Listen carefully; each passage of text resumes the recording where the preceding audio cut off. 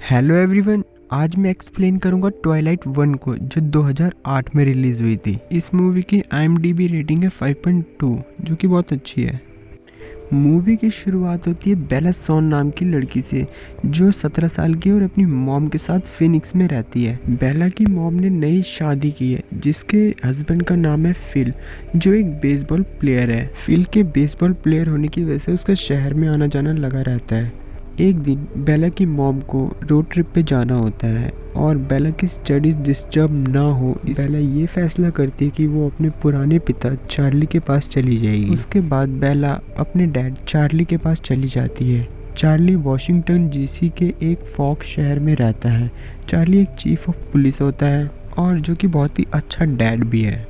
Fox एक बहुत ही शांत शहर है, जिसकी टोटल पॉपुलेशन ऑलमोस्ट 4000 है।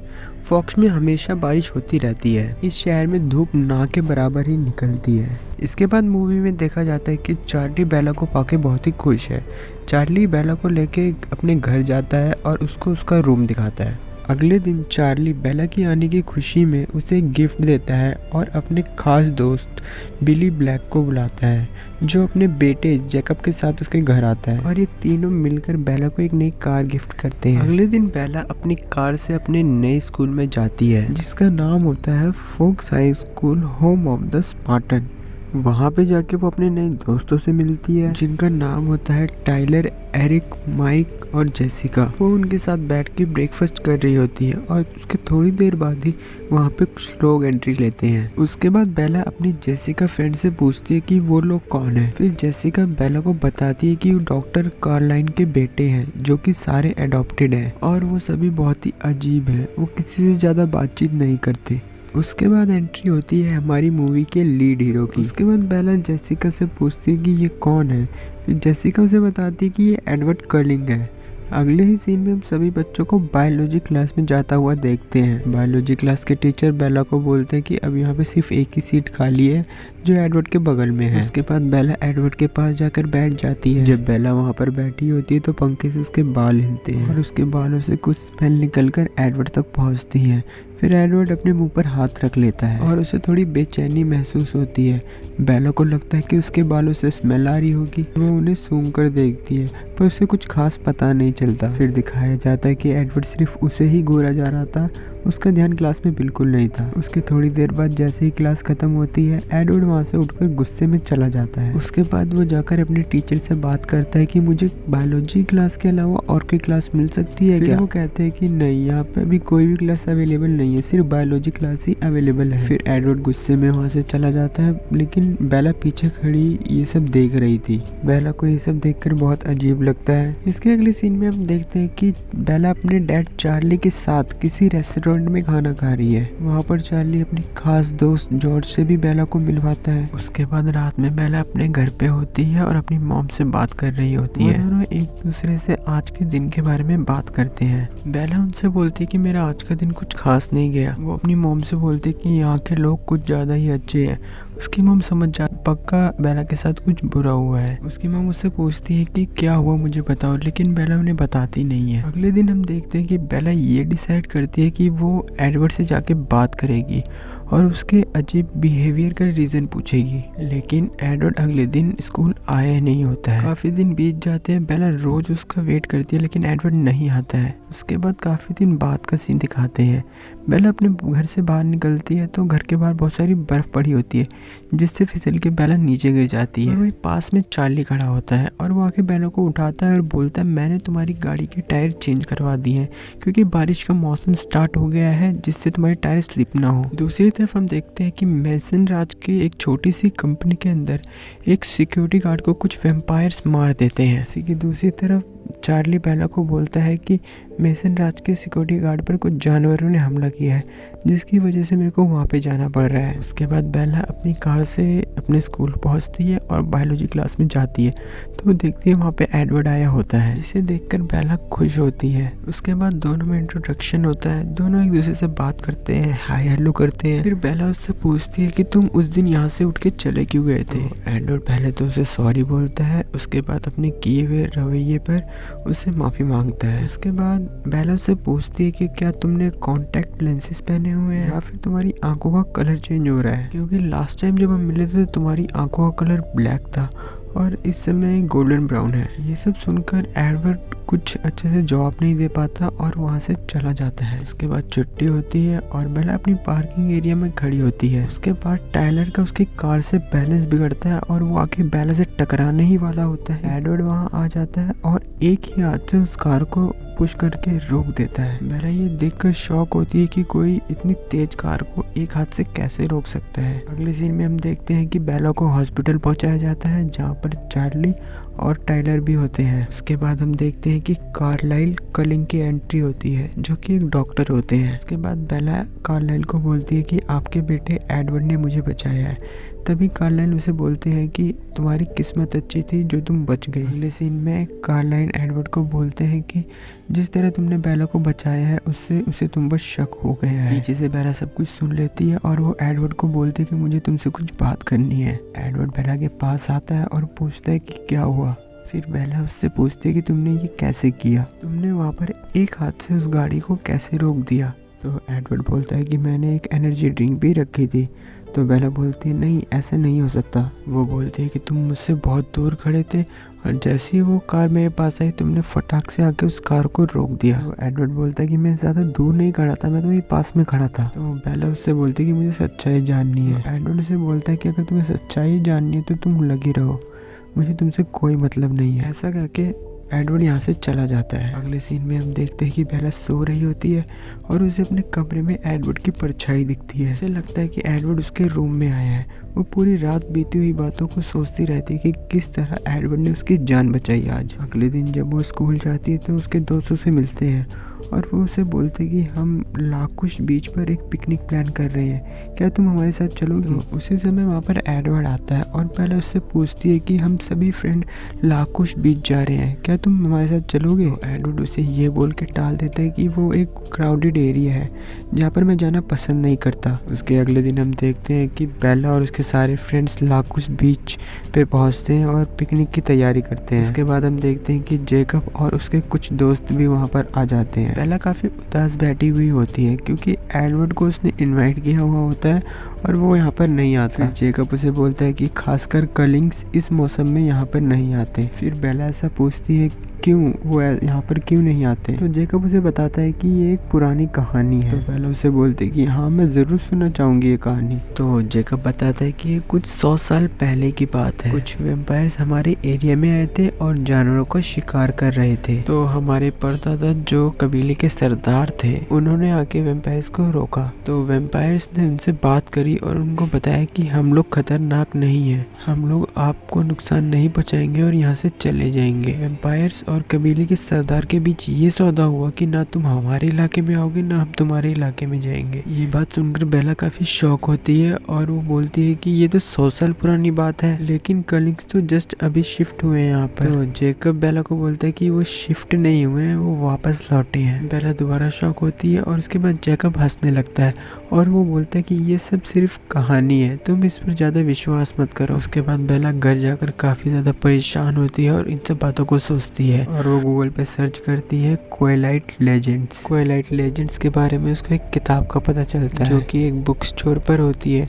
बुक स्टोर की लोकेशन काफ़ी पास होती है उसके घर से। उसके बाद बेला ये डिसाइड करती है कि वो बूट एंजलिस जाएगी और उस किताब को परचेज़ करेगी। उसके बाद दूसरे सीन में हम देखते हैं कि चार्ली का दोस्त जॉर्ज अपनी बोट में जा ही रहा होता है कि उस पर कुछ 3 वैम्पायर्स हमला करते हैं और उसको मार देते हैं। वैम्पायर्स का नाम होता है जेम्स, यूरोंट और विक्टोरिया। उसके बाद सीन चेंज होता है और हम देखते हैं कि बेला अपने स्कूल जाती है। वो दिन काफ़ी सनी डे होता है और काफ़ी धूप निकली होती है। तो बेला जेसिका से पूछती है कि आज ये एडवर्ड क्यों नहीं आया। तो जेसिका उसे बताती है कि जिस दिन धूप निकलती है उस दिन कलिंग्स नहीं आती। फैमिली उन्हें हाइकिंग और राइडिंग के लिए कहीं दूर ले जाती है। बेला वहाँ पर बैठी बैठी काफ़ी बोर हो रही होती है। तभी जेसिका उससे बोलती है स्कूल में एक प्रोम नाइट शो होने वाला है, इसी की तैयारी के लिए वो अपने लिए कुछ ड्रेसेस खरीदना चाहती है। तो वो ड्रेसेस के लिए आज बूट एंजलिस जाएगी। वो बेला से पूछती है कि तुम मेरे साथ बूट एंजलिस चलोगी। तो बेला को भी अपने लिए बुक खरीदनी थी, इसलिए उसने बोल दिया हाँ मैं चलूँगी। अगले ही सीन में बेला, जेसिका और उसकी एक और फ्रेंड बूट एंजल्स जाती है और वो शो के लिए कुछ ड्रेसेस चूज़ करती है। जेसिका और उसकी फ्रेंड काफ़ी देर तक ड्रेसेस चूज़ करती है। बेला काफ़ी बोर हो रही होती है तो वो जेसिका से बोलती है मुझे कुछ बुक्स खरीदनी है, इसलिए मैं बुक स्टोर जा रही हूँ। ऐसा बोलने के बाद बेला बुक स्टोर के लिए चली जाती है। अगले सीन में बेला बुक स्टोर में होती है और वहाँ से वो एक ट्वाइलाइट लेजेंड्स नाम की बुक परचेज करती है। जब बेला बुक स्टोर से जा रही होती है तो उसे कुछ गुंडे परेशान करते हैं वहाँ पर। बेला उनसे बचने की काफ़ी कोशिश करती है लेकिन वो गुंडे बहुत ज़्यादा परेशान करते हैं। तभी हमें दिखाया जाता है कि एक कार आती है जिसमें से एडवर्ड निकलता है।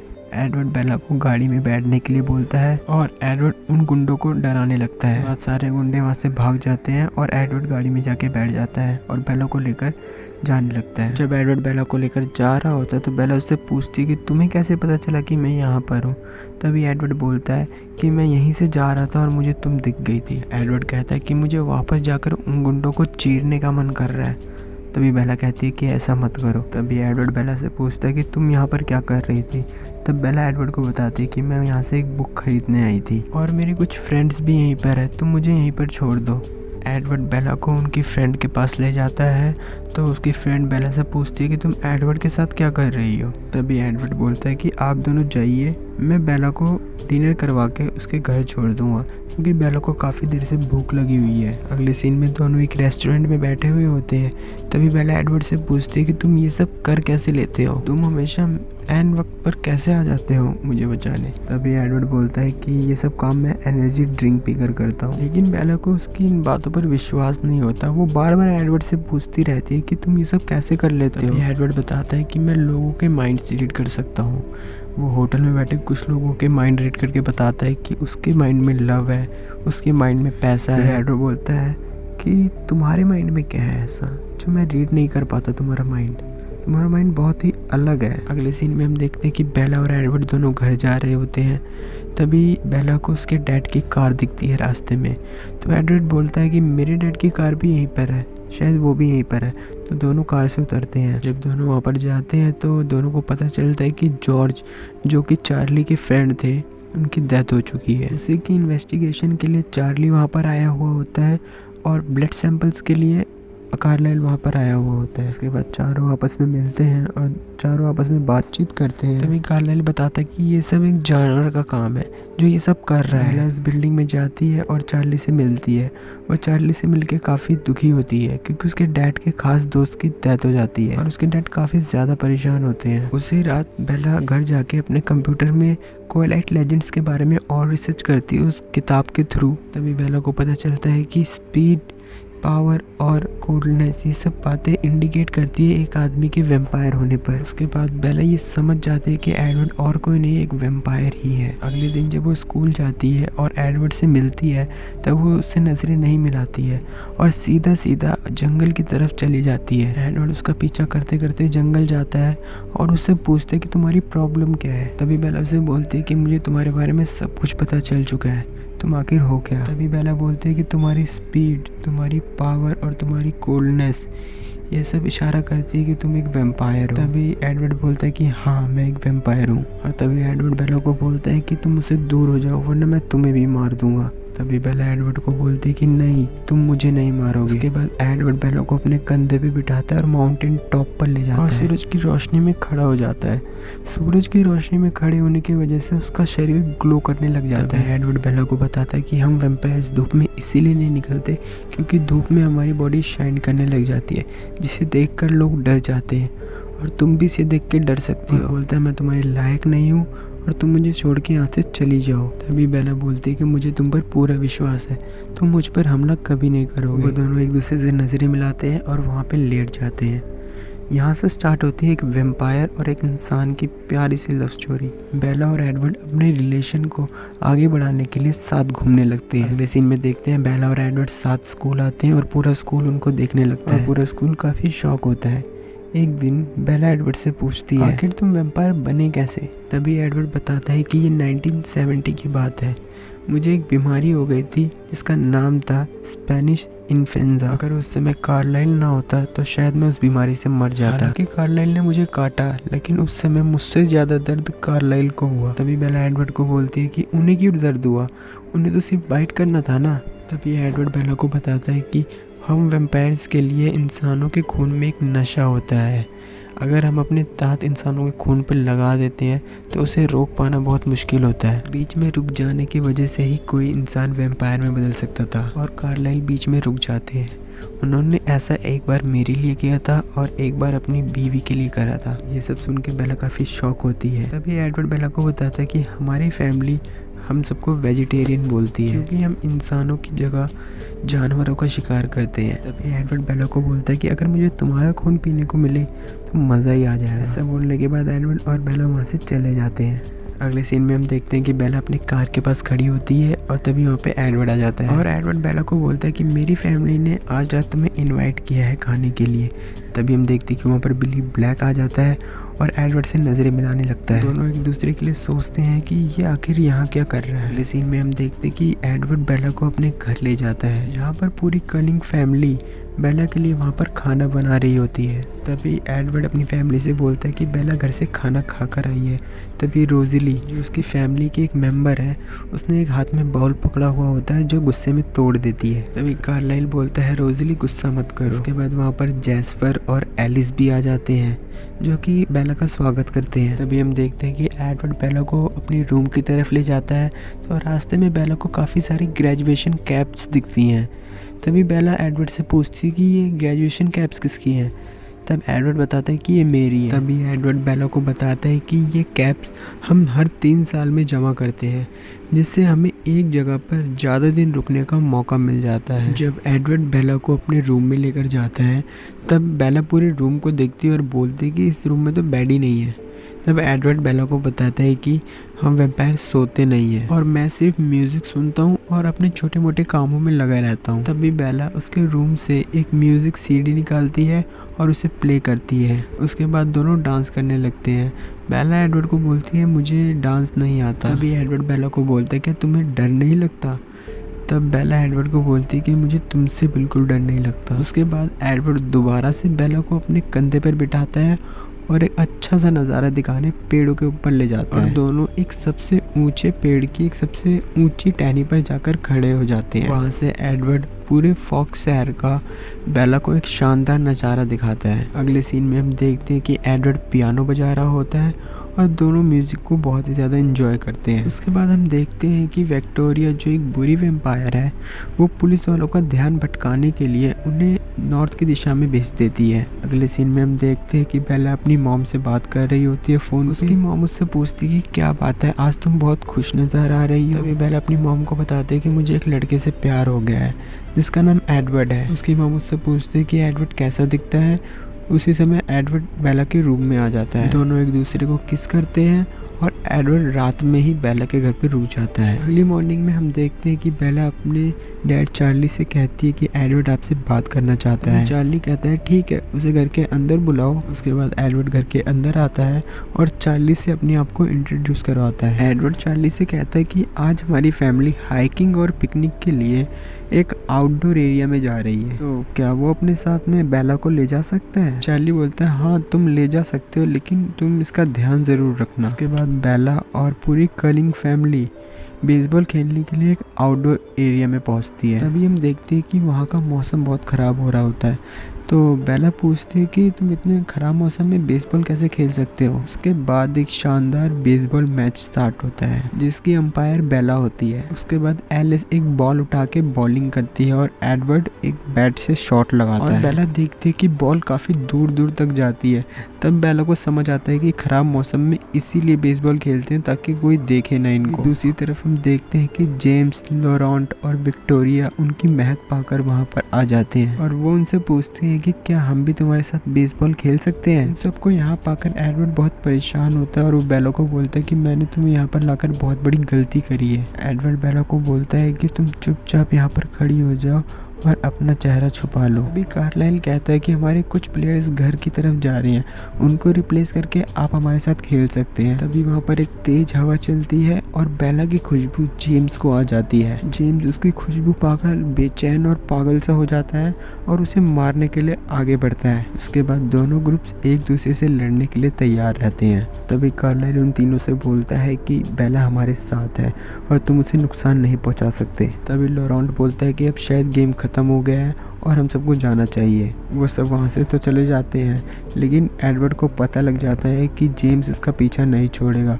क्योंकि उसने उसका माइंड रीड कर लिया होता है। इसलिए बेहतर यही होगा कि मैं तुम्हें एक सेफ जगह पर ले जाऊँ। तभी बेला बोलती है कि वो मेरा पीछा करते करते मेरे घर तक ज़रूर आएंगे और वहाँ पर मेरे पापा हैं। वो कहते हैं कि वो कहीं मेरे पापा को जान से मार ना दे। तभी एडवर्ड बेला को बोलता है कि तुम घर जाओ और अपने पापा से झगड़ा कर लो और तुम उन्हें भी बोल दो कि आप यहाँ से चले जाओ। सीन चेंज होता है और बेला अपने घर जाती है और वैसा ही करती है, अपने पापा से झगड़ा कर लेती है और उन्हें कहीं दूर जाने के लिए बोल देती है। उसके बाद उसके पापा बहुत ज़्यादा परेशान हो जाते हैं और वो भी घर से निकल जाते हैं। उसके बाद एडवर्ड और वो एक होटल में जाते हैं जहाँ पर एलिस को एक विज़न आता है कि जेम्स एक डांसिंग हॉल में है जहाँ पर बहुत सारे कांच है। तभी एलिस बेला से पूछती है क्या तुम किसी डांसिंग हॉल को जानते हो? बेला बोलती है हाँ, जब मैं छोटी थी तब मैं फिनिक्स में एक डांसिंग हॉल में जाया करती थी जहाँ पर बहुत सारे कांच हुआ करते थे। उसी की दूसरी तरफ बेला को जेम्स का कॉल आता है और वो उसे बोलते हैं कि मैंने तुम्हारी माँ को अगवा कर लिया है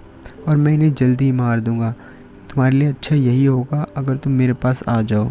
तभी बेला बोलती है कि तुम मेरी माँ को कुछ मत करना, मैं तुम्हारे पास आ रही हूँ। उसके बाद बेला किसी को नहीं बताती कि उसे जेम्स का कॉल आया है और वो किसी को बिना बताए डांसिंग हॉल चली जाती है। जैसे ही बेला डांसिंग हॉल में पहुँचती है, जेम्स उस पर आकर हमला कर देता है और उसको ज़मीन पर गिरा देता है। जैसे ही जेम्स उसको मारने जा रहा होता है, वहाँ पर एडवर्ड आ जाता है और उसे धक्का दे देता है और एडवर्ड जेम्स से लड़ने लगता है। लेकिन उसी लड़ाई के बीच में हम देखते हैं कि जेम्स बेला के हाथ में एक बाइट कर देता है क्योंकि एक वैम्पायर के बाइट करने से एक इंसान वैम्पायर बन सकता था और एडवर्ड ऐसा नहीं चाहता था कि बेला वैम्पायर बने। थोड़ी ही देर में पूरी कलिंग फैमिली वहाँ पर आ जाती है और जेम्स का मुकाबला करने लगती है। सभी मिलकर जेम्स को मार देते हैं और दूसरी तरफ हम देखते हैं कि जहर बेला के पूरे शरीर में फैलता है जिसकी वजह से कुछ ही देर में वो वैम्पायर बनने वाली होती है। कार्लाइल एडवर्ड को बोलता है कि वो जाकर बेला के हाथ से उसका जहर निकाल दे, नहीं तो कुछ ही देर में वैम्पायर बन जाएगी। एडवर्ड भी ऐसा ही करता है। वो उसी जगह पर अपने दांत लगाकर वैनम को चूसने लगता है ताकि बेला एक वैम्पायर में ना बदले। अगले सीन में हम देखते हैं कि बेला की आंख खुलती है एक हॉस्पिटल में जहाँ पर बगल में उसकी मॉम बैठी हुई होती है। एडवर्ड उसकी माँ को पहले ये बता देता है कि बेला सीढ़ी से गिर जाती है जिसकी वजह से उसे इतनी चोटें लग जाती हैं। थोड़े दिन बीतने के बाद हम देखते हैं कि बेला दोबारा से अपने पैरों पर खड़ी हो जाती है। उस दिन वो काफ़ी अच्छे से तैयार हुई होती है क्योंकि वो दिन स्कूल का एक प्रोम नाइट डे होता है। वहाँ एडवर्ड आता है और वो चार्ली से विनती करता है कि वो इस बार बेला को अपने साथ ले जाएगा और उसका पूरा ख्याल रखेगा।